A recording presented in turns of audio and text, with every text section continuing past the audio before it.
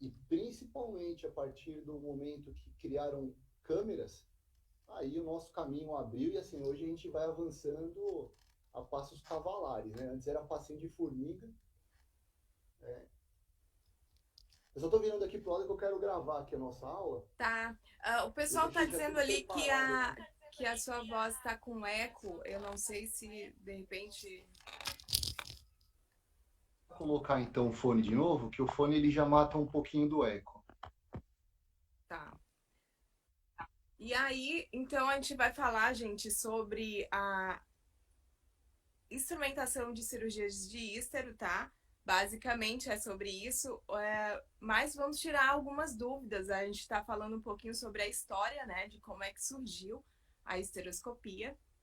E existe um médico italiano ginecologista também que vocês podem seguir ele bastante. Existe até um artigo ali na página do doutor, né, falando sobre uh, como que tá a esteroscopia hoje, né? E foi feito um artigo ali, né, que é do professor Stefano Betocchi, né, doutor, que ele conta que a primeira cirurgia realizada foi em 1869, contando toda a história ali, né, com um dispositivo muito parecido com um cistoscópio hoje, né, numa mulher de 60 anos. E aí eles encontraram um pólipo ali dentro do útero, né, da cavidade dela ali, e identificaram ali, diagnosticaram, né, aquela questão toda do sangramento. Hoje em dia, né, a gente, as mulheres que procuram para fazer ístero são quais os problemas assim básicos, doutor, que elas procuram? É, É sangramento, é infertilidade, existe dois tipos de cirurgias, né? a gente divide as pacientes em dois tipos, né? A gente tem a paciente antes da menopausa e a paciente pós-menopausa. A pós-menopausa geralmente está associada à alteração de ultrassom ou sangramento vaginal, que não é esperado a paciente ter um sangramento após a menopausa. E antes da paciente no menarque, na parte fértil, geralmente está associado com ou infertilidade ou alteração do ultrassom. Então, formação de pólipo, mioma.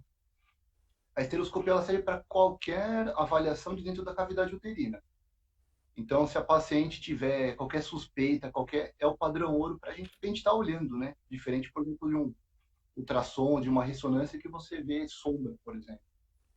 Isso aí. Agora vamos um pouquinho para dentro da sala cirúrgica, né? Emergir ali para dentro. A gente sabe que tem muitos instrumentadores aí assistindo a gente e vão assistir depois, né? Uh, o que é a principal coisa que o instrumentador tem que pensar quando entrar numa sala? Vou ter 8 estereoscopias no decorrer do meu plantão.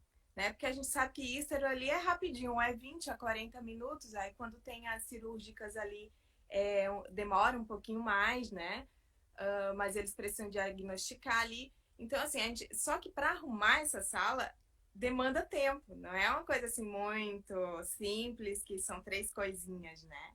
A gente sabe que a gente precisa arrumar ali uh, uma série de coisas e o que é importante, que o médico considera que é importante o instrumentador saber. Olha, na sala tem que ter aquela de Tá? bandeja de íster e tal, com a bainha e tal. Olha, assim, eu acho que para todo procedimento a equipe tem que estar integrada. Tá? Acho que por mais que a instrumentadora saiba todos os passos, a questão da agilidade de fazer 8 em 1 dia num tempo curto vai ser com o decorrer do tempo. Então dá para a gente chegar a exigir, por exemplo, de uma instrumentadora, ou até do médico, ou até do resto da equipe de enfermagem, uma agilidade dessa no primeiro dia. Tá? Mas assim, primeira coisa, eu vou focar bem que a instrumentadora, pelo menos para mim, não é uma arrumadora de mesa. Tá? Ela faz parte da equipe e eu acho que obrigatoriamente ela tem que saber todos os passos de cirurgia. Quando eu dou meus cursos de esteroscopia para os médicos, eu falo assim: você é obrigado a saber tudo da sala. Você tem que saber como que posiciona, como que liga, como que monta a mesa, como que faz tudo. E eu acho que a instrumentadora é a mesma coisa. apesar de não ser obrigação dela saber tudo, ajuda muito.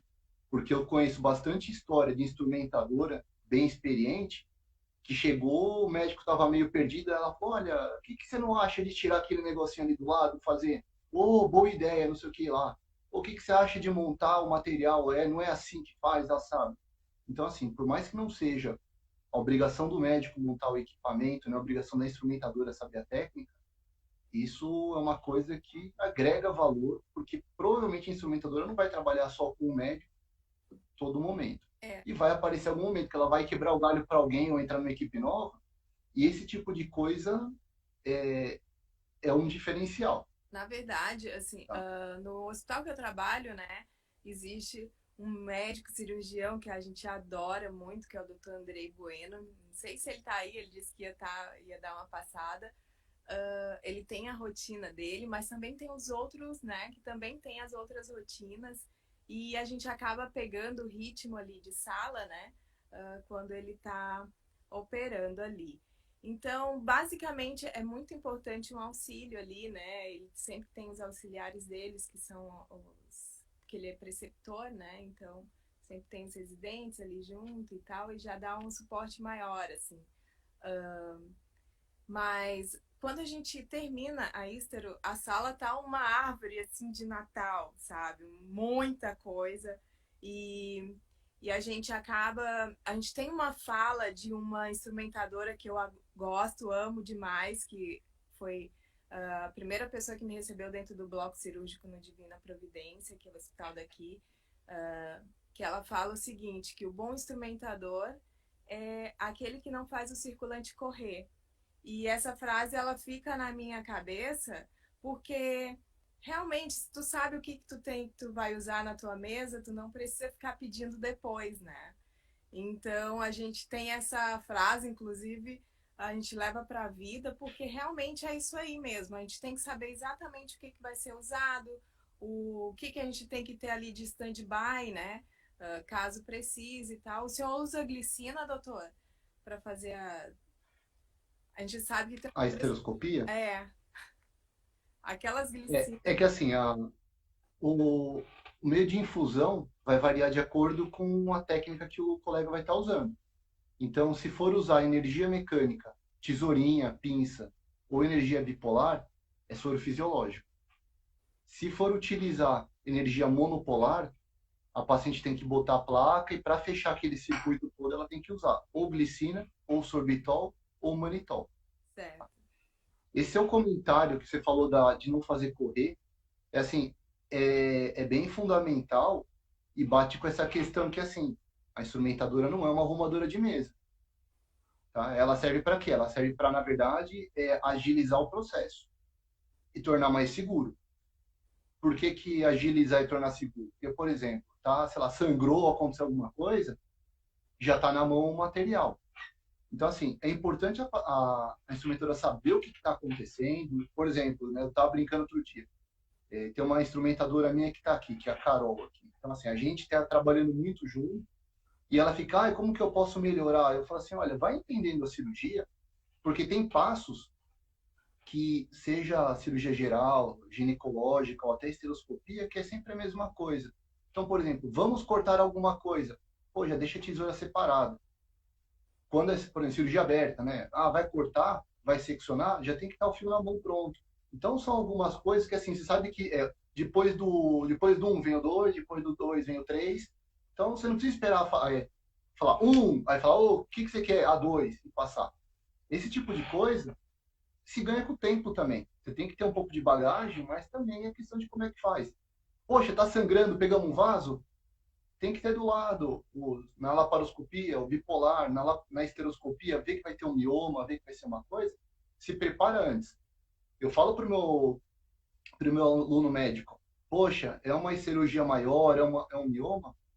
Tenha mais soro na sala, tem uma sondinha do lado, se sangrar, você usar uma sonda de Foley para bloquear, tem um rollerball na sala, nem sempre o colega vai saber. Vocês, se souberem, aí o colega, poxa, é tudo rollerball. E a instrumentadora fala, doutor, já está aqui na sala, abre para mim, por favor. Ó, Você vai agilizando Oi? Desculpa, doutor, te interromper. A gente já tem algumas perguntas aqui, tá? Assim que o senhor terminar a sua Tá, fala, daí a gente já começa com as perguntas que o pessoal está perguntando aí. Ah, tá. com certeza, essa questão toda de prever, né, as coisas é uma das funções, né, de nós, instrumentadores. A gente sabe que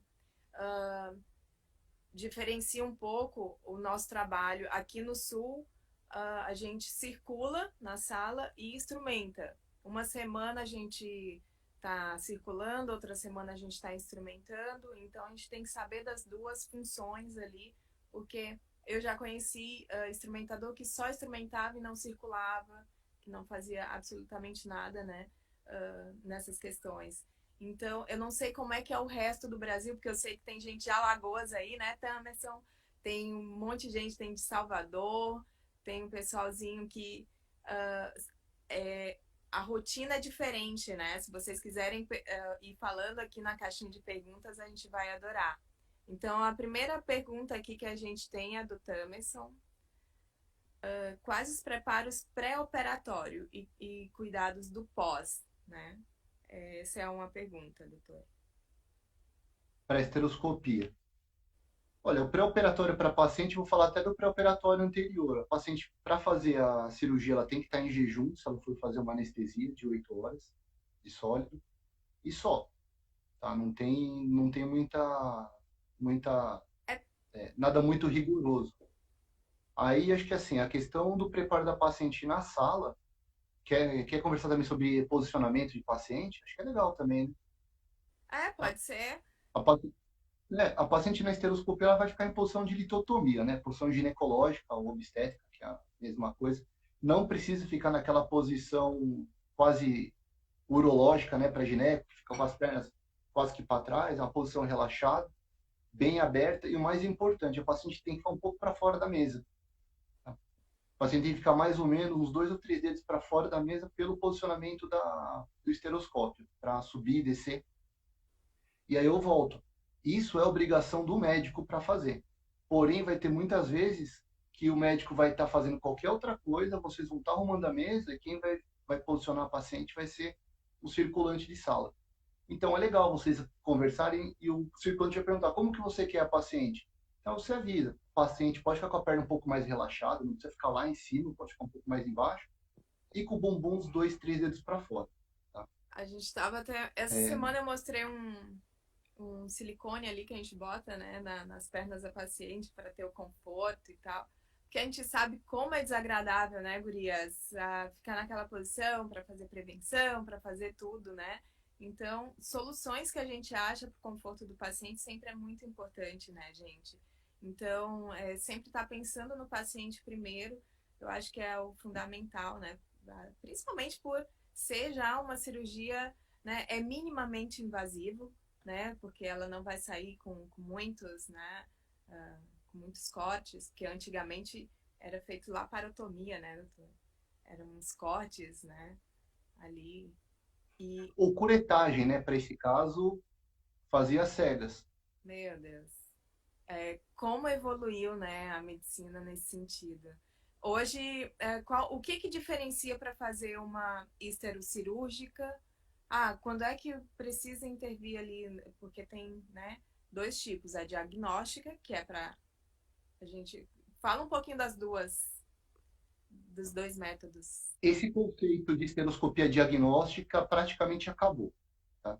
Esse rapaz simpático que você falou, o Stefano Betocchi, É. ele mudou o conceito da esteroscopia, que antigamente você entrava e olhava, ou fazia só a cirurgia. Ele colocou mais um caminho nesse esteroscópio que permite passar pinça, tesoura, energia. Então, qual que é o conceito? Por sinal, isso foi um quebra-pau ontem do Congresso. Por quê? Porque a pergunta foi, o que que faz, o que que muda de um lugar para o outro? E eu realmente, eu fui questionado disso, eu comecei a gaguejar porque eu não entendi essa pergunta, porque qual é a nossa realidade? A realidade latino-americana, espanhola, é você, todas as pacientes, isso aí é o ideal, tá? Eu sei que a maioria não faz, uma colega até falou de ontem, Salvador, nem a gente faz isso. Eu falei, olha, qual é o ideal de toda paciente? Chega minha avó está com sangramento, o ideal é pegar minha avó, colocar sem anestesia, com um equipamento pequenininho próprio e tentar entrar para ver o que tem nessa cavidade. Por quê? Porque a maioria dos casos não tem nada. Então, você pegar uma paciente, colocar no centro cirúrgico, fazer uma hack, dilatar o colo e chegar e falar, nossa, era uma alteração do ultrassom, era uma atrofia endometrial, não tinha nada, é um risco de saúde para a paciente, é um tempo que ela perde e um custo alto. Com esse caninho que a gente entra, entrou na minha avó lá, na esteroscopia dela, e é uma coisa pequenininha, é uma suspeita de câncer, né? Você biopsia e resolve o problema dela, que é a técnica que chama-se see and treat. Você olhar e se tiver alguma alteração, você já resolve. Entrou na minha avó e o pólipo é grande, que não dá para tirar lá dentro, aí, em outra situação, a gente pensa em fazer ou uma esteroscopia ou só fazer o segmento. Então, a dúvida que ficou ontem, a gente ficou brigando um monte de gente, e os latinos não conseguiam entender por causa disso. Porque fora, eles não sabem, eles veem a ultrassom, eles não sabem se manda direto para a cirurgia ou se não manda. Essa é uma realidade nossa que também no convênio particular, que eu, pessoalmente, eu não concordo, porque 40%, quase 50%, não tem nada ou é resolvido no ambulatorial. Sim. A esteroscopia ambulatorial, ela incomoda, em alguns casos, ela é bem tolerada, e o próprio Stefano Bettoc, por ser dele, ele tem um trabalho que ele coloca que 5 a 10% só não consegue passar. Então, 90% das pacientes a gente olha e, poxa, metade disso a gente manda embora para casa, tranquilizando. Tá? É outra área também bem legal para vocês, a parte ambulatorial. Ah, legal. Pessoal, quem não conhece ainda a história, tá? O Stefano Bettoc, ele tem uma página no Facebook, mas quem quiser pesquisar um pouquinho mais, aqui na página do doutor, que é IsteroBR, tem muitos vídeos de cirurgias, né, doutor? Retirada de mioma, tem muito conteúdo super bacana. Ele também tem um canal no YouTube, né, doutor? Falando sobre todo esse nosso mundo aí. O que a gente pode fazer mais? O que é a obrigação do médico na cirurgia? Assim, a gente sabe que vai precisar de algum material específico, né? A gente sabe que às vezes os médicos eles esquecem de pedir o material, né? No agendamento ali da cirurgia. Aí a gente sai correndo atrás desse material. Meu Deus, onde é que eu vou achar e tal. Bom, enfim, eu vim de CME, eu sei como é que é. A gente prepara uma sala e tudo, né? E aí às vezes vem essas. É muito importante, assim, né? Se eu falar sobre o agendamento, né? É o tipo da paciente e tal. Eu sei que é muita coisa para vocês resolverem, né? E aí se ater a detalhes também é difícil. A esteroscopia é um procedimento que a gente depende do material. Tá? Geralmente, o material que tem descartável mínimo é a alça de ressecção. Então, se por acaso for um pólipo maior ou for um mioma e não tiver alça de ressecção e não tiver, no caso, autorizado, dançou, nem começa o procedimento. Então, instrumentadores, já pensem aí, ístero sem alça de ressecção, não acontece a coisa. Então, a gente tem que pensar realmente, né? Em várias coisas. A alça é uma delas. Eu sei que tem uma alça que é uma faquinha, né, também. Isso, é uma alça chamada alça de Collin, é uma alça para fazer sinéquia, que é a aderência intrauterina, ou para fazer septo. Na verdade, assim, a gente está numa fase, que você perguntou da evolução, a gente está numa fase fantástica da esteroscopia, porque a gente tem muito material. Se, por exemplo, está numa esteroscopia cirúrgica e o colega tiver um pouco de habilidade e faltar tudo, com o Bettoc e um pouco de paciência, dá para tirar pólipos, às vezes, até maiores. Mas, assim, a gente começar a correr para gambiarra, a gente já está errado. Tá? Da questão, acho que de vocês, assim, o importante é que, né, a gente conversou no começo, vocês saberem o procedimento.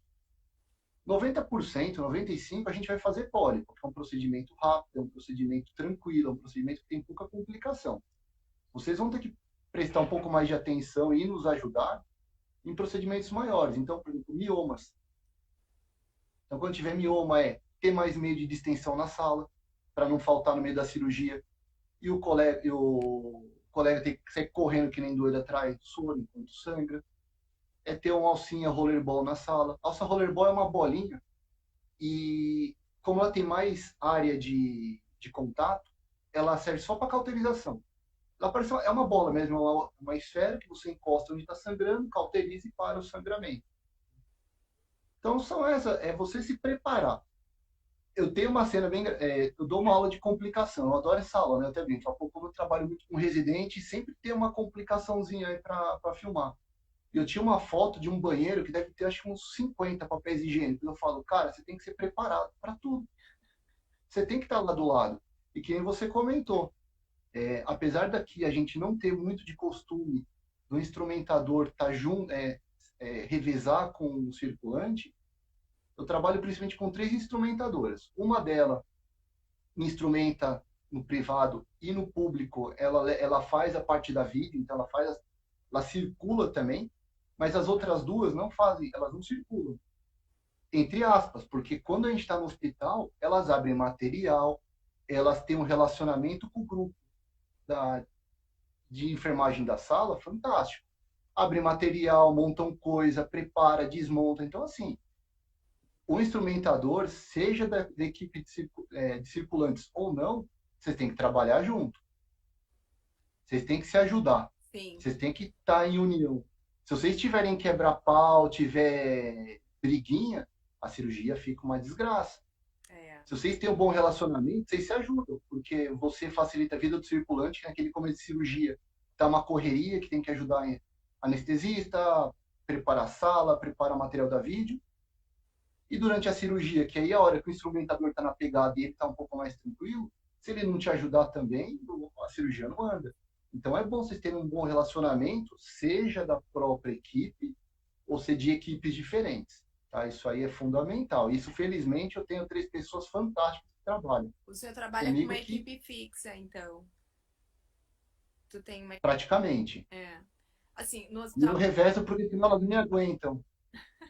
Senão elas cansam. Então, eu faço as mesmas piadas, então tem que revezar para elas não cansarem de mim, senão elas me abandonam.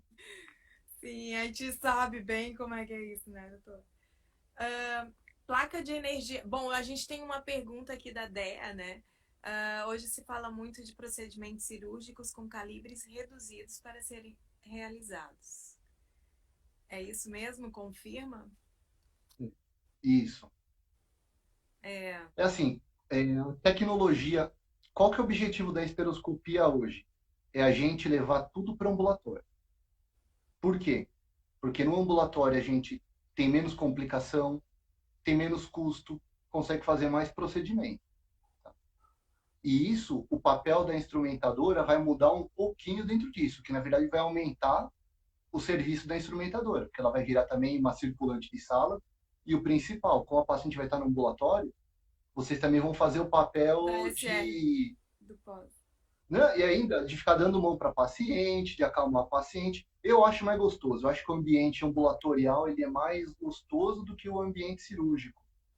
Porque você tem mais contato com a paciente está acordada, você tem que ter um pouco mais de traquejo para levar, tá? E quanto Humanizado, menor o né? calibre, oi? Humanizado, no caso. Humanidade. A gente. Porque você tem que conversar com. Desculpa. Eu trabalho no hospital cirúrgico que é só para cirurgias, né? Então são várias cirurgias e a gente semana tem muita cirurgia plástica, outra semana, sabe? Então depende, né? Da rotina ali, do agendamento e tal. Eu particularmente gosto muito de trabalhar com os ísteros, né? Mas o que tiver, a gente tem que saber. Então não adianta É isso aí. não adianta querer puxar a sardinha, né, só para um lado e tal, porque tem que saber um pouco de cada coisa mesmo, enfim. Mas a gente sabe, né, realmente essa importância da questão de preparação de sala e, enfim, de toda essa parte já tem outra pergunta aqui. Tem outra pergunta aqui do Fonseca, que é um mestre também em instrumentação de coluna, né? Que alça de ressecção se usa na diagnóstica e na cirúrgica? É uma pergunta. A alcinha de. Não, A alça de ressecção, ela funciona em dois equipamentos. É só no ressectoscópio, que geralmente o calibre dele é um pouquinho maior. Existe agora, que a gente até aproveita a pergunta anterior, um ressectoscópio de calibre menor, que ele tem de 15 a 16 French, dá um pouquinho mais aí de 5 milímetros. Na esteroscopia diagnóstica, geralmente a gente usa o sistema do BTOC, que se por acaso tiver alguma patologia, ela deixa de ser só diagnóstica e vira também cirúrgica ambulatorial. Tá? Já aconteceu comigo de ser uma histero diagnóstica e virar para cirúrgica, né? Porque eles tinham que ver dentro da cavidade e tal, para ver se realmente ia precisar ou não. Então, isso aí é uma incógnita, né? Na hora da cirurgia, às vezes. A gente não sabe o que vai, para onde é que vai a cirurgia. É super, super bacana. Então tá, né? O professor Stefano Betocchi tem um instrumental com o nome dele. Isso aí. Foi bem curioso, né? Porque há uns 3 anos, num congresso que a gente organiza, que é o Simpósio Ítalo Brasileiro, que é basicamente de esteroscopia, que tem 80% de esteroscopia e o restante é de láparo, né? E a gente trouxe ele para cá, ele foi dar aula no Cachoeirinha lá com a gente, É e mesmo? foi uma farra, porque todas as meninas da enfermagem queriam conhecer quem era esse tal de Betoque. Ele falou, pô, a gente cuida do Betoque todos os dias, limpa o Betoque, e aí aparece. E acabou dando algum problema, que elas não conseguiram encontrar. Ele foi super fofo, ele gravou, eu falei assim, professor, você pode gravar um vídeo para ela? Poxa, ele gravou, mandou um beijo para as meninas, depois eu coloco junto do vídeo. Eu faço um corte nessa parte aqui que eu vou colocar no YouTube. Ele falou, meninas do Cachoeirinha, um beijão, um betoque. Un beso para todas las niñas del ambulatorio. Obrigado. Ele é um cara muito gente boa. E ele, assim, pra gente ele é importante demais, porque ele mudou o Todo o conceito. conceito. Ele mudou o conceito do meio de extensão. Ele foi um dos caras que ajudou a acabar o uso do gás carbônico. Antigamente usava-se gás carbônico e mudou para o meio líquido, né? Com gás carbônico você não consegue fazer biópsia, dói mais ambulatorial, a imagem é pior. Na hora que começaram a usar o soro fisiológico, depois os meios isotônicos, a gente conseguiu fazer a cirurgia ambulatorial. Então, quando eu ficar, pô, o cara só fala do Betox, sim, você pode não gostar dele, você pode falar o que você quiser dele, mas você falar que ele não foi importante, que ele não mudou o andamento da esteroscopia, o cara é diferenciado. Pra gente, uma das pessoas mais importantes, assim, da evolução da esteroscopia. Sim, gente, se vocês quiserem olhar depois da live ali tem a parte ali que fala e tem um artigo do doutor, professor ginecologista, né, Stefano Betocchi, né, que é esse que o doutor tá falando aqui. Tá lá na página da Ister do doutor. Ó, tem outra pergunta aqui. No ambulatório só consegue fazer a diagnóstica? Só consegue fazer então não pode evoluir para uma esteroscopia cirúrgica na ambulatorial? Pode. Por exemplo, você está no ambulatório, vamos voltar com a minha avó lá de novo. Estamos lá com a minha avó. Poxa, você entrou e tem um pólipo pequeno, ou às vezes até um pólipo maior, você já pode na hora mexer. Lembra que minha vovó de 90 anos, se tiver que ir para um centro cirúrgico, fazer uma hack, tem risco, ainda mais hoje, né, que tem a questão do Covid, tem risco de ter contaminação. Então, a importância do BTOC na evolução da estereoscopia é essa. É você entrar com o sistema dele, que é uma camisa com o sistema operatório, olhou, tem patologia, trata na hora. Aí fala, poxa, a patologia ainda é um pouco maior e não dá. Aí existe um outro equipamento que perguntaram da alça de ressecção. Existe um sistema que é o mini ressectoscópio, que a gente comentou, que foi inventado pelo Gubini, que ele é um pouquinho mais grosso que o Betoc. Se você tiver à disposição isso no serviço, que infelizmente a gente ainda não tem, porque é novo e tudo que é novo é caro, você faz a ressecção de pólipo no ambulatório. Então a evolução da esteroscopia é essa, é a gente tirar os procedimentos do centro cirúrgico para o sistema ambulatorial.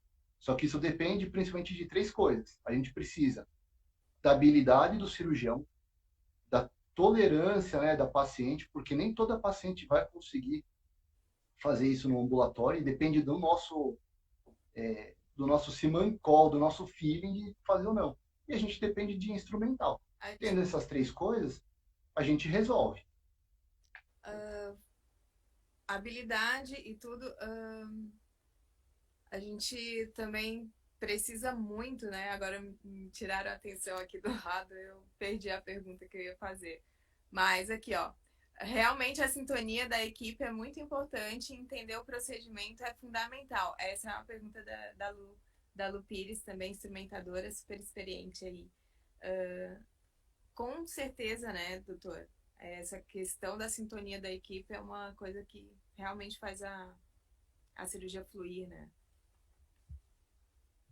É sempre mais gostoso quando você trabalha não só em sintonia, mas também com pessoas agradáveis. Tá? Então, isso é outra coisa também. Tem aquela parte básica que eu sei. A minha esposa, por sinal, ela trabalhou também comigo durante um tempo como instrumentadora. E eu passei, ela fez o curso e as aulas dela eu acompanhava meio que junto que ela vinha. E tem a questão de vestimenta, de educação, de vocabulário. Mas fora disso, a gente tem que trabalhar em equipe agradável. Então, eu tenho a felicidade de trabalhar com essas três moças que são super legais e com meus colegas. Quando você trabalha num lugar em que você conta piada, você faz história, você conta, tudo fica mais gostoso. Então, a sintonia também melhora, o contato fica melhor. Então, você fala, puta, eu vou trabalhar, não sei o que. Você fala, poxa, vou lá, vou trabalhar, mas pô, a gente bate um papo, a gente conversa de outras coisas. Não só do, vamos operar a paciente, vamos posicionar a É paciente. aquela coisa muito É conversa de coisas aleatórias. Então, isso é uma coisa que, sei lá, eu gosto muito. Me dá tesão de chegar no centro cirúrgico, trabalhar com a coisa que eu gosto e com as equipes que eu gosto. Então, chegar poxa, ter o meu auxiliar, ou quando eu auxilio alguém, seja é uma pessoa mais legal, é muito mais gostoso. Com as minhas instrumentadoras, que a gente bate papo, conta piada, fala umas besteiras.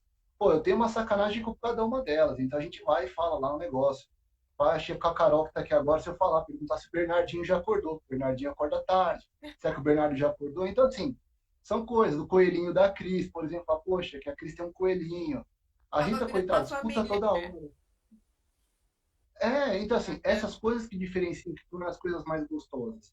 Então, acho que, assim, a sintonia e a convivência. Se você ficar com convivência for uma coisa chata, você não quer nem mais trabalhar, né?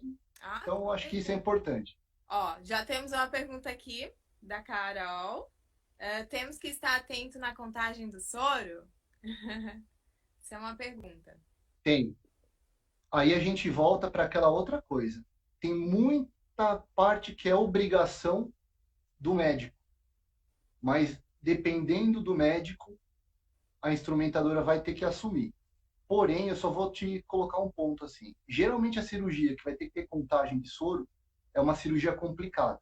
A esteroscopia, 90% é pólipo, é aquela cirurgia que você vai, e aí tudo bem, galera, vai posicionando, vai batendo papo, e aí o que aconteceu na semana. A paciente com mioma, geralmente é um procedimento que é um pouco mais tenso, porque a gente tem que fazer principalmente a contagem do soro. O que é isso? Dentro do útero, diferente, por exemplo, que você comparou da cistoscopia, quando vai ressecar próstata, dentro do útero absorve muito soro. Se o soro absorver muito, pode dar complicação neurológica e complicação pulmonar e cardiológica, que mata. Isso é muito importante a gente saber os porquês, né? Então, assim, é uma das poucas coisas que matam ou dão complicações importantes na esteroscopia. Então, a gente tem que contar. Soro fisiológico, até 1,5 litro de diferença, é suportável. Está chegando no 1,5 litro, tem que parar. Manitol, sorbitol e glicina, ela é mais tóxica para a paciente, porque ela ela não é fisiológica, ela é um soro isotônico. Então, não é ideal passar 1 litro de balanço. O que quer dizer? Entrou 2 litros e só recolheu 1 litro, tem 1 litro de diferença. Então, provavelmente esse litro está dentro da paciente. Então, é importante da equipe médica, médico e instrumentador, contabilizar, fazer a contagem. E tem algumas manhas nisso. A primeira delas é não deixar o o circulante e jogar fora o frasco, deixar ele à mostra para a gente ver. Porque do mesmo jeito que o médico está tenso, a instrumentadora também vai estar. Sim. Então, se joga fora, você perde a conta. Começa, sangrou, vai trocando, já foi.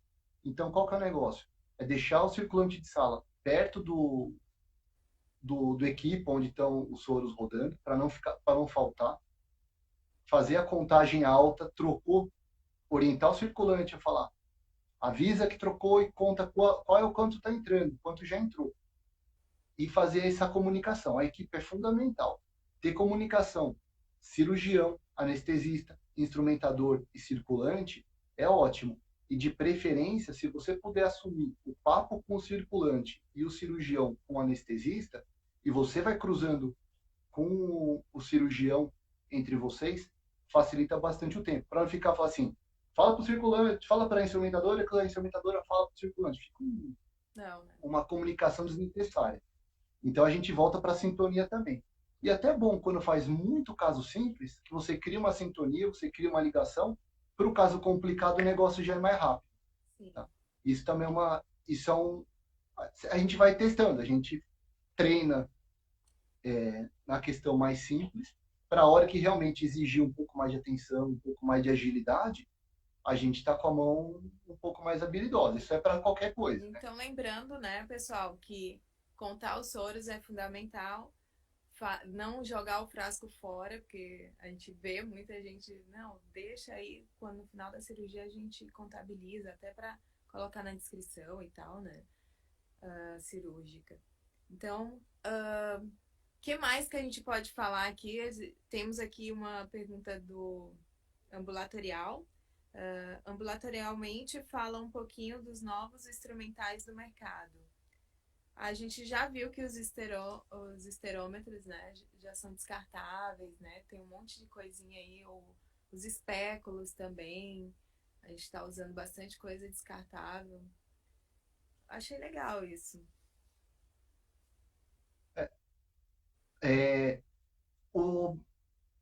Tem muito material novo ambulatorial no Brasil, não só no Brasil. Eu acabei descobrindo que tem muitos lugares que ainda tem uma restrição muito importante de equipamento ambulatorial. Tá? Porque tem aquele negócio que dói, que incomoda. O problema é o seguinte, é que aquela uma de cada 10 que não consegue, o que incomoda muito, ela atrapalha as outras 9 potenciais que teriam condição de fazer ambulatorialmente. Então, hoje a gente tem, além do ressectoscópio que a gente comentou, menorzinho, tá vindo ainda morcelador, que é como se...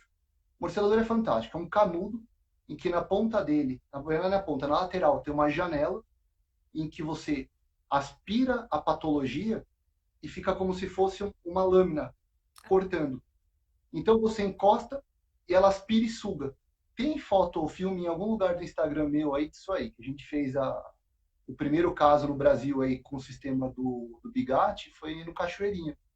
Então você encosta no pólipo, ele vai aspirando e vai. Então isso no ambulatório que é menor é muito mais fácil, permite tirar pólipo grande no ambulatório.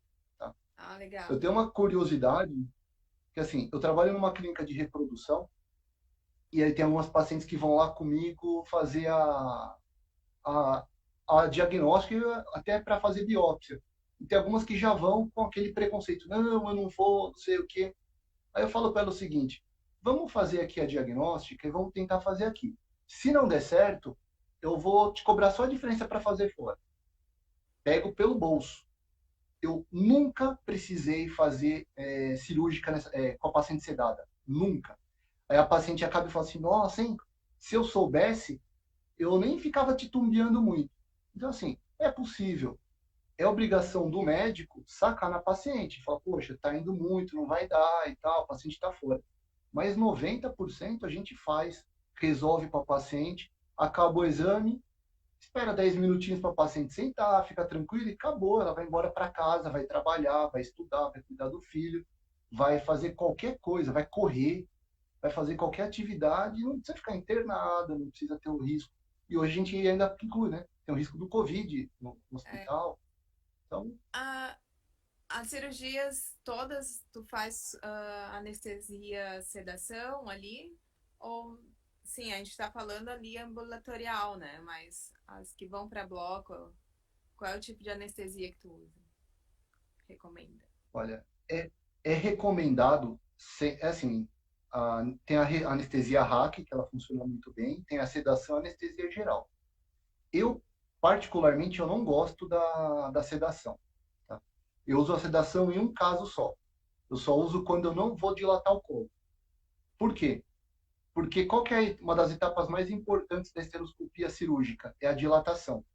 E eu já tive muito caso de paciente, inclusive jovem, em que eu baguncei, eu tive dificuldade, demorei para fazer a dilatação. E aí o anestesista fica com a máscara na paciente, com aquela cara, fala, pô, você falou que era um negócio rápido.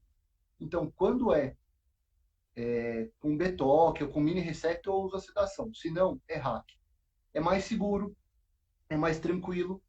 Se eu infundir mais soro, fico sossegado. É bom para todo mundo. É bom para anestesista, é bom para mim e é bom principalmente para paciente. Rola aquele preconceito da paciente, fala, ah, é agulha nas costas, minha mãe teve cefaleia, teve dor de cabeça, né, depois da hack. Isso aí, ó, faz tempo, as agulhas novas não dão mais essa dor de cabeça, então, de preferência, façam a hack. E principalmente para aqueles miomas grandes que a gente falou agora da infusão, a hack permite a gente conversar com a paciente vai estar acordada se ela não ficar tão sedada, e me facilita prever uma complicação pelo meio de extensão. Então, se você infundir um pouco mais de soro e a paciente estiver acordada, ela demonstra confusão, ela tem tosse, que são sinais de complicação pelo meio de extensão. Então, se perguntar para mim assim, só tem uma anestesia na vida, hack, para todas que forem fazer no centro cirúrgico. Esse é unânime, né, gente? Inclusive, nas cirurgias plásticas também, o pessoal usa bastante hack, porque elas acordam até melhor, né? Fala um pouquinho sobre a energia de plasma. A energia de plasma é uma energia nova, em que eu achava antes um pouco de besteira, eu falava, isso é meio que frescura, eu até peguei algum fabricante e falava, não, isso aí é só... Como Mas são assim, ele reduz a... resistentes, né? Às vezes o pessoal é bem resistente ao novo, né, doutor? Aí depois que conhece o produto. Não é que é resistente ao novo, é que assim, tem realmente algumas coisas que parecem que são frescura. E o que faz o plasma? Ele reduz a formação de bolha.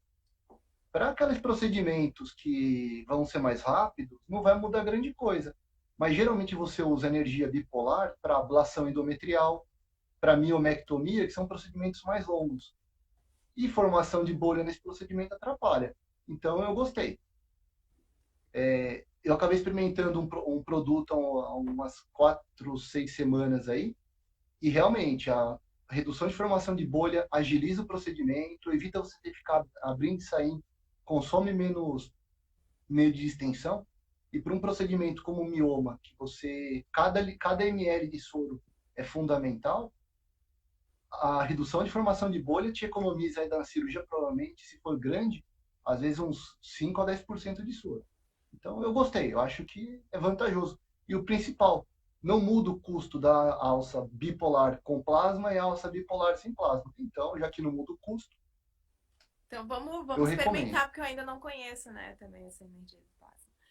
Próxima pergunta, então, é uma regra entrar com a diagnóstica antes da dilatação para cirúrgica? Olha, se foi a Carol que mandou essa mensagem aí, ó, foi ela? Eu não Foi, consigo ver. foi a Carol. Foi. Carol, É uma obrigada regra pelas que perguntas. porque é o seguinte, eu encho muito o saco disso. Porque quando você entra com a diagnóstica antes da cirúrgica, você faz duas coisas. A primeira delas é ver se tem realmente a patologia. Não é tão comum, mas existe a possibilidade. Se você já fez a diagnóstica no centro, no ambulatório e levou para o centro cirúrgico, provavelmente você vai ter a patologia lá dentro. Aí você fala, pô, para que eu vou entrar? Para evitar falso trajeto e para evitar perfuração. Agora que você entra com aquela diagnóstica, você já dilatou entre 4 a 4,5. E o risco de você fazer um falso trajeto e perfurar é muito menor. Tá? Eu bato na tecla disso, que eu sei que tem um monte de colega meu que não faz, acho que a maioria não faz, por preguiça. Tá? E não faça. Você vai perder 2 ou 3 minutos de vida 200 ml de soro e vai reduzir o risco de você ter uma complicação na tua esteroscopia. Eu reforço demais, encho o saco do meu residente. As 3 instrumentadoras que trabalham comigo sabem que tem que ter o material montado antes para fazer. E eu sei que é difícil porque todo mundo que elas instrumentam não fazem isso. Aí paciência, cada um toma a sua atitude. Eu faço que eu perco 2 minutos assim, e meu índice de perfuração em falso trajeto é muito, muito baixo. Tem casos que realmente, tem casos que é difícil, tem casos que é complicado, mas assim, me evita comer bola em casos que estariam tranquilos. Tá? Obrigado, Carol, por reforçar aí a, esse passo que eu acho que é fundamental. Obrigado. Show de bola. Gente, tô super feliz aí, o pessoal tá interagindo bastante aí com as nossas perguntas, né? Todo dia que a gente tem um médico aqui para responder perguntas pra gente, né, gente? Muito obrigada, doutor Tiago, também pela essa disponibilidade aí. Ó, a experiência do médico impacta na percepção de dor da paciente na estereoscopia ambulatorial? É uma pergunta da Déia. Com certeza. A dor é um dos principais fatores limitantes na esteroscopia ambulatorial. Né? Se o colega tiver chacoalhar muito a mão, fica subindo e descendo, tudo que mexe dói. Então, para fazer a esteroscopia legal, o cara tem que ter uma habilidade e tem que ter um instrumental adequado. E não tem jeito, para você ter habilidade, você tem que fazer, né? Então, esse é um problema. A gente não tem tanta gente fazendo ambulatorial porque realmente é difícil. A curva de aprendizado, ela é muito longa. Sim. E a paciência, faz parte, tem que fazer, é rotina. Faz. E essa é uma outra ainda, é uma outra indicação da esteroscopia diagnóstica antes da cirúrgica, porque além de você avaliar a cavidade, além de você reduzir perfuração, você ainda treina a sua mão para uma esteroscopia depois ambulatorial com a paciente anestesiada. Então, assim, é só vantagem fazer esteroscopia ambulatorial, a diagnóstica antes. Tá? Então, reforço mais uma vez aí a prévia. Então tá. Temos mais uma pergunta aqui. Qual o índice de reflexo vagal na esteroscopia diagnóstica? Ela é muito baixa e depende de duas coisas principalmente. Da paciente, né, que tem paciente que tem realmente uma chance maior, e do bom senso do médico. A esteroscopia ambulatorial pode doer e, em alguns casos, pode doer bastante. O colega está vendo, a equipe está presenciando que a paciente está sentindo dor, para o exame. Tá? O limiar de dor da paciente é uma indicação de levar para o centro cirúrgico. Então, viu que o paciente está doendo, está passando um pouco do limite, olha na cara da paciente. Tá? Isso é importante, olha no rosto. Porque é normal você falar, vamos, dona Maria, conseguimos? Ela, vamos. E a cara dela tá... A gente tem que entender a realidade. Tem paciente, por exemplo, nossa do SUS, que às vezes está aguardando esse exame há um tempão e conseguiu. Como é que eu falo para essa paciente falar, não, a gente te resolve isso aqui daqui mais um ano? A mulher fala, poxa, pelo amor de Deus. Então você tem que ter o simancol. Ter essa sensibilidade é muito importante, né? De entender o histórico. Demais. A gente fica muito... Então, acho que é isso. É você ver que está passando do limite, para. Olha, eu não lembro de ter tido um reflexo vagal. Tá? Lembro, assim, mas, tipo, não sei, tipo, 2, 3 anos que teve um.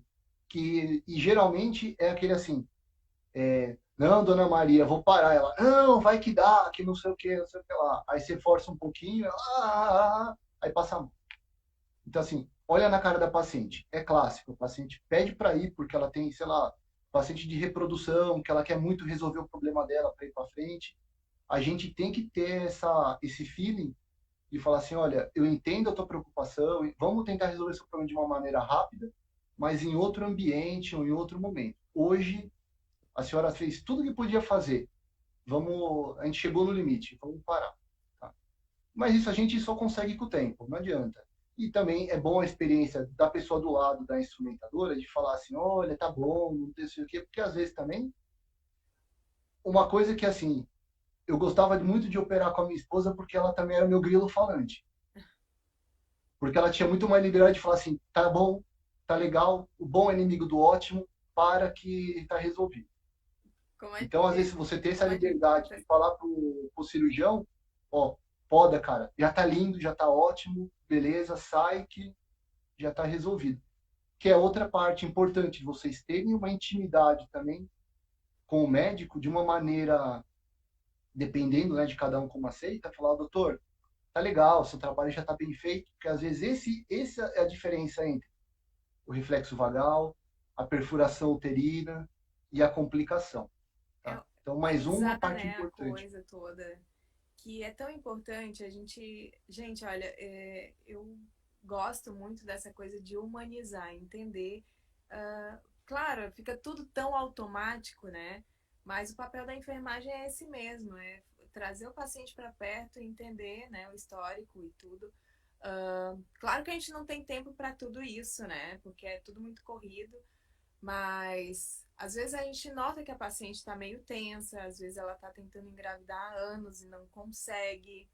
Então, sabe, na hora ali da anestesia, por exemplo, eu peguei uma paciente, eu acho, semana passada, e, e a nossa sala tem música, tem, né? E aí eu acho que a música remeteu alguma coisa boa para ela, e ela estava com aquela coisa de fazer a ístero para poder engravidar, né? Então ela teve todo. A gente tem que saber sentir, sabe isso? A música, ela começou a chorar assim, e aí eu entendi que ela estava, sabe, num momento especial da vida dela.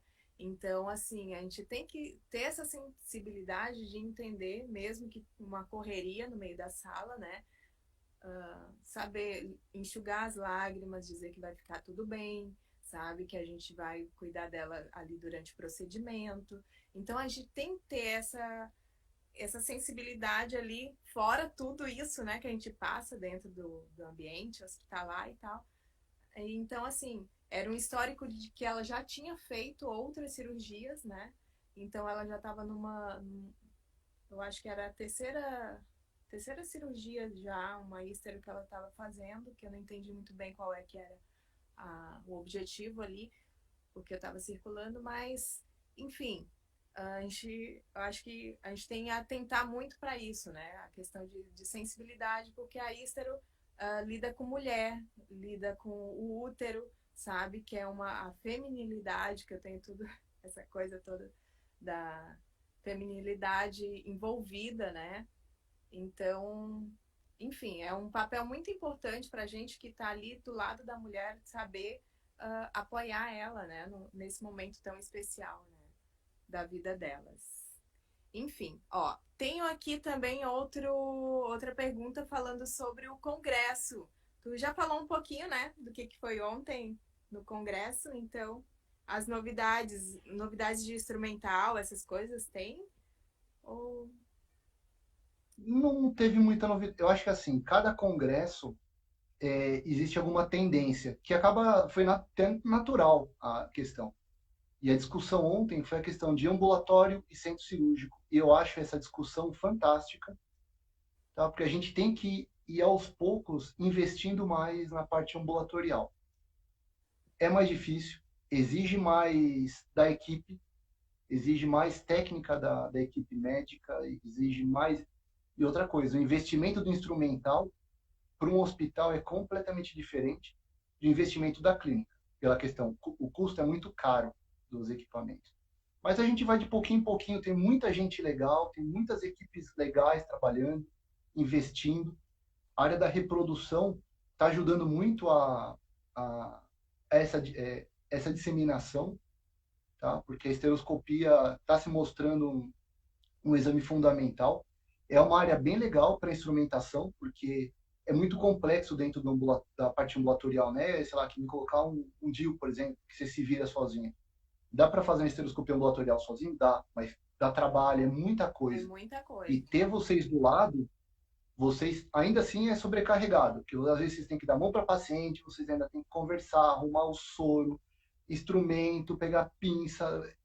Então, assim, é uma área legal. Acho que vocês que têm interesse deveriam começar a conhecer a parte ambulatorial também. Eu espero aos poucos, a gente vai mudando. A queixa de uma colega ontem minha, que eu já sei dessa questão, é a questão, por exemplo, em Salvador, que o pessoal é tudo em centro cirúrgico.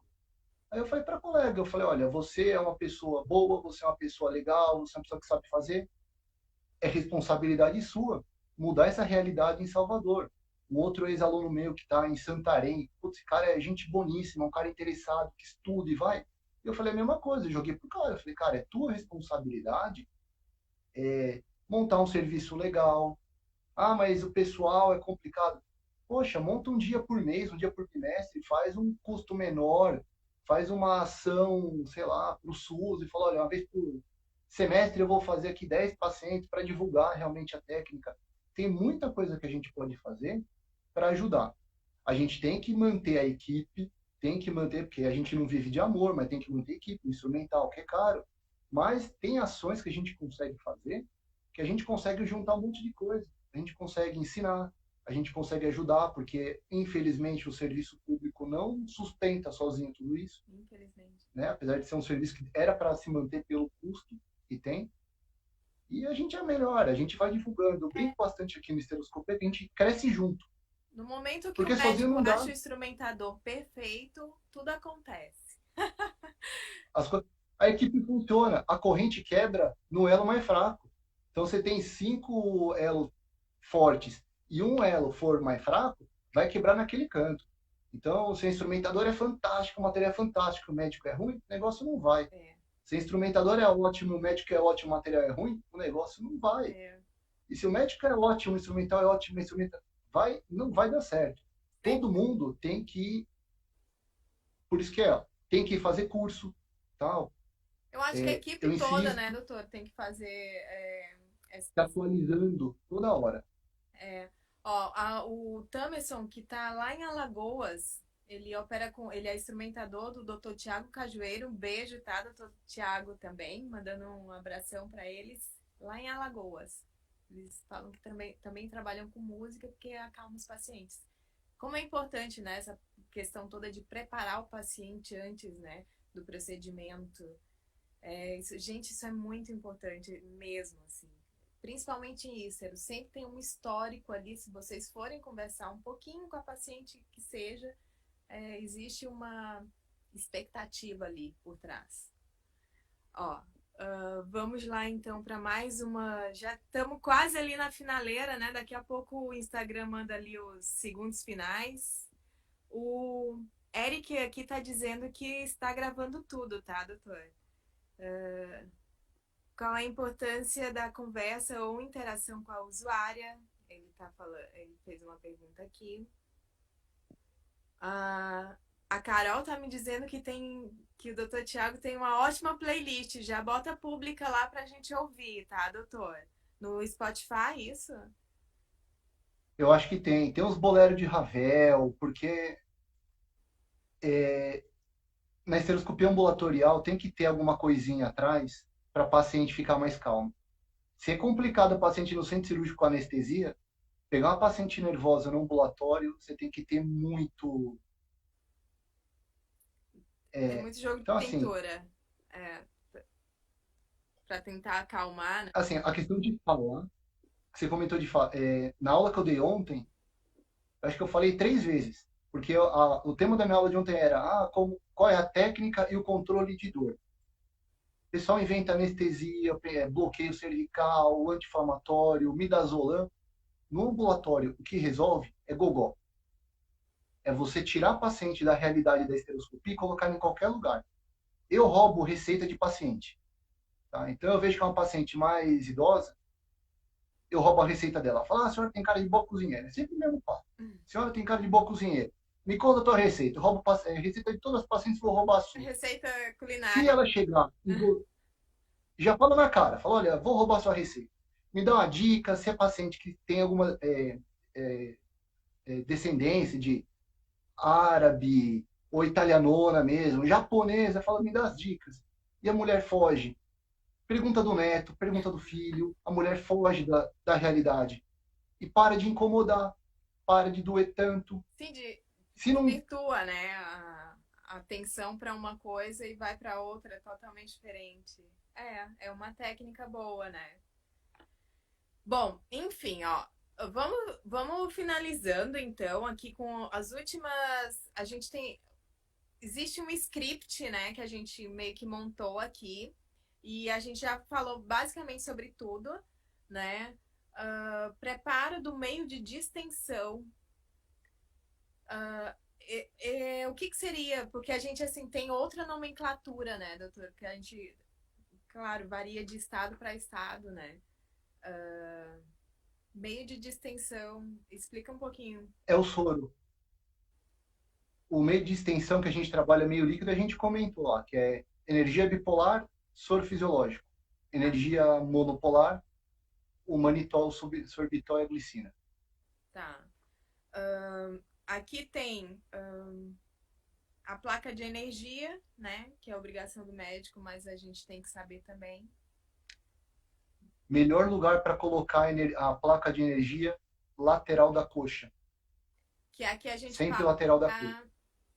a placa, né, de cautério, né, pessoal, para quem é aqui do sul, que a gente... Isso, isso. As nomenclaturas elas variam um pouquinho, né, mas no final é tudo a mesma coisa. Ah,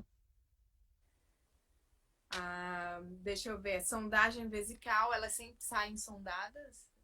Ou é só na hora, né? a gente faz. Eu faço geralmente alívio e eu só deixo sondagem de demora quando a paciente infunde muito. Então, o mioma que ficou muito soro na paciente, eu deixo a sonda porque aumenta o risco de dar bexigoma na paciente. Tá. Cuidados com instrumentais. Isso é fundamental, né, gente? Essa coisa toda. Nossa, delicado demais, cuidado. Não segura na ponta. Me dá dor no coração, porque assim, eu tenho meu material, já quebraram o meu material e segura na cabeça da câmera, nossa, da câmera, na cabeça da ótica. Quando eu vejo alguém segurando no Não meio da. façam Pô, isso! ela, não, eu até poderia ter pegado aqui para mostrar, mas assim, segura perto da cabeça, nunca para baixo, nunca no meio, muito menos na ponta. Ela tem 2,9 de diâmetro e a outra tem 4. É pesada a cabeça. O risco de quebra é muito grande. Segura nela, ela não tem. Tá? Tomem cuidado, o material é caro para dedéu. A sensação que eu tive quando me trouxeram minha ótica quebrada, assim, já estava quebrado. Meu Deus. Nossa, era meio que. Primeiro momento eu queria esganar a pessoa, aí depois eu parei e falei assim: não vai adiantar nada. Assim, que sensação, cara, é muito. Poxa, é muito caro o negócio. Eu comecei minha vida de instrumentadora em CME, né? E eu lembro muito que a gente começa a lavar muito material pesado, e aí só depois de um tempo começa a lavar material de vídeo. E a gente tem treinamento para entender e saber, por mais que a gente não saiba como é que vai ser usado aquele material dentro do bloco, a gente tem que saber que é um material muito delicado, que às vezes tem cerâmica na ponta, que a gente não pode nunca deixar cair, não pode bater em lugar nenhum, porque aí tu já danifica a peça e não tem mais, né? E são materiais caríssimos. E a gente tem, assim, treinamento também, né? Para entender de que é feito, como é que é feita a lavagem correta. Então, a gente que é instrumentador, a gente tem que entender tudo isso, do antes, do cuidado com o instrumental, que é muito importante, né? Não só porque é um material do hospital ou do médico, enfim, mas pensando no cliente final ali, que é o paciente. Imagina, a gente está ali com o paciente deitado na cama e aí começa um problema com o instrumental que foi, né, danificado e tudo. Então, a gente tem que ter essa sensibilidade também, né, de entender isso tudo, desde o processo de esterilização até o final, né, doutor? Tem mais algum instrumental que tu acha que tem que ser Um cuidado? cuidado, cuidados com a ótica Tem. principalmente, né? A ótica principalmente, mas o outro é a, a fibra de luz. Não façam isso com ela. Deixa sempre redondinho. Por quê? Ela tem micro fiozinhos. São vários fios muito pequenos. Cada vez que você faz isso, você quebra. Mostra um pouquinho mais pra Então, cima, doutor. aqui, ó. É que isso aqui é meu não é. Mas assim, ela sempre tem que fazer ângulo bem redondinho. Toda vez que você faz isso, você quebra. Então, não chacoalha, não roda, não brinca com ela, porque aquele negócio é super delicado. Tem algumas que o revestimento é transparente. Cada vez que quebra uma ponta, ela fica uma luzinha. Tem umas que você coloca, parece uma árvore de Natal, de tudo quebradinho lá. Então tem que tomar cuidado. Sempre em volta bem larga, bem grande e nunca apertar. Teve um No, treinamento que eu no fiz extremo. no Hospital Divina Providência, que foi a minha escola, tudo que eu devo a minha vida toda a Divina Providência e tal, sobre fios que têm memória. Todo fio, né? Toda aquela fiarama toda que a gente lida dentro de sala tem memória. E principalmente esses fios da câmera ali, que a gente não pode apertar demais, porque o fio tem uma memória, ele fica ali daquele jeito e danifica o equipamento, né? A gente sabe que a câmera da torre de vídeo ali é um troço caríssimo, né? Enfim, a gente tem que saber até enrolar os fios. Eu fico maluca com aqueles cabos ali do carrinho de anestesia, sabe? Tudo, os cabos todo apertado ali. Os fios têm memória. Então, que mais? Que mais, gente? Vamos finalizar essa live aí daqui a 5 minutos, é isso mesmo, doutor? Tá ótimo. Pessoal, o que tem mais aqui de perguntas? Ó, gente, será que acho que a gente vai conseguir responder tudo aqui? Ó, pode ser usado água destilada para uso do meio de distensão? Nunca, nunca. Pode usar até água de coco, mas roubei a piada do meu chefe, hein? Tá? Nunca. Água destilada absorve demais. Água destilada nunca. Tá? É porque essa pessoa acho que deve fazer também a ressecção de próstata, que pode usar água destilada. Útero absorve e demacia. Só vai usar em uma situação. Causa, acabou soro, qualquer soro dentro do hospital e a única coisa que tem para fazer é o paciente estar sangrando. Se não, não faça. Tá. Não coloque. Tá? Isso aí absorve absurdamente. Arriscado. Água destilada não, então, gente. Ó, trabalho com o Dr. Valdemar Carvalho, em São Paulo, e envolvemos todos os acolhimentos citados, e isso faz diferença. Legal, Déia. Vamos responder aqui as últimas perguntas e partir para o final, tá, gente? A lavagem desses instrumentais delicados é diferenciada, com certeza, né, gente? Lavar esses materiais requer um outro cuidado de instrumental pesado. Então, se a gente souber cuidar, né, é fundamental. O que mais, ó? Percepção da dor, a gente já falou bastante, né, sobre isso, o doutor falou bastante. E a gente finaliza aí todas as perguntas, acho que foram todas respondidas. E era isso, então, gente. Ó, o que vocês acharam aí? Vou abrir agora ativar os comentários. Eu espero que vocês tenham gostado, tá? Dessa live. É a primeira live da Semana do Instrumentador Cirúrgico. Quero agradecer imensamente a tua presença aí, doutor Tiago. Espero surgir outros temas para que a gente consiga, né, falar aqui. Foi um prazer enorme. Espero bastante, assim, que tu prospere cada vez mais aí no teu trabalho, junto com todas as instrumentadoras, cuida bem delas. E era isso. Gente, eu quero agradecer também todo mundo que participou com as perguntas, super agradeço. Olha, tô vendo aqui um monte de gente. Super obrigada mesmo. O pessoal falando que adorou a live. Ramona, muito obrigada. Trabalhei com ela na revista Amanhã. E era isso, então, doutor. Suas últimas considerações para encerrarmos. Queria deixar parabéns para quem acordou hoje 8h30 da manhã para assistir a gente. Tá? Isso é um diferencial. A gente tem que estar sempre estudando toda hora. Tá? Não dá para simplesmente entrar no meio e parar, porque tudo vai avançando, tem tecnologia de instrumental, e se você não acompanhar, você vai se perder. Tá? Então, parabéns para todo mundo aí que acordou cedinho, veio atrás, porque no Prant não é só aqui que essas pessoas vêm. Elas vão em outros lugares também para se atualizar. Já vou dar o parabéns adiantado, tá, para as instrumentadoras. Hoje é dia 2, dia 6 é o dia de vocês. Ah, por sinal, hoje é o dia da esteroscopia, tá? Então, uma live Sério? bem datada. Olha É, só, hoje, o dia da esteroscopia, eu não mencionei isso no início da live, gente. mas isso foi coisa que a gente inventou há 2 anos no Congresso, então fica tranquilo aí. Ah, então tá. Tá? Então, parabéns para vocês. Tá? E por último, vou deixar também aqui, vou falar do canal do YouTube. Dê uma fuçada lá, tem muito vídeo que é feito para vocês também. Parte de instrumental, de cuidado, de técnica.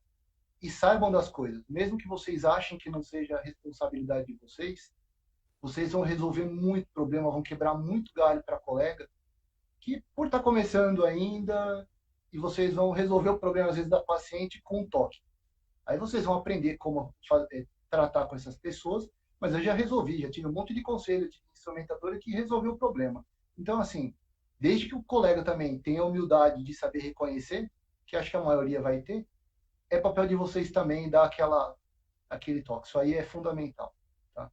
Por isso que eu fico feliz aí de trabalhar com as meninas que eu trabalho, porque a gente vai se ajudando, tem comentários, a gente participa e o relacionamento é sempre bom. Muito obrigado pelo convite, tá? Você está de parabéns. Eu acho que é importante esse papel nosso de divulgar. Eu gosto muito de comunicar, de compartilhar conhecimento, acho que isso é legal, porque a partir do momento que mais gente faça as coisas direito, a técnica, o que a gente faz, ganha mais nome pelo lado bom. Tá? Exato, né? Então, continue divulgando. A instrumentação é fundamental para qualquer tipo de cirurgia. Tá? Continue fazendo isso, isso é muito bom. Quanto mais gente puder participar, quanto mais gente puder. Nossa live ficou fantástica, um monte de gente foi tirando dúvida. Isso. E a gente cresce junto.